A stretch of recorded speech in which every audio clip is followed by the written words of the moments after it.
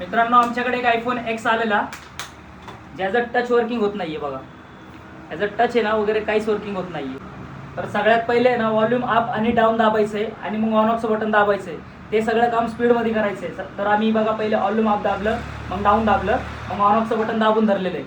तर फोन 1 मिनिटाच्या आतमध्ये रिस्टार्ट होईल आणि रिस्टार्ट झाल्यानंतर तुमचं टच चालू होईल. मी तुम्हाला लाईव्ह दाखवत आहे.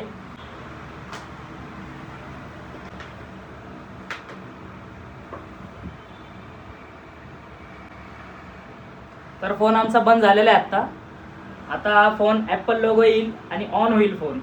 फोन म्हणजे रिस्टार्ट होतो नॉर्मली.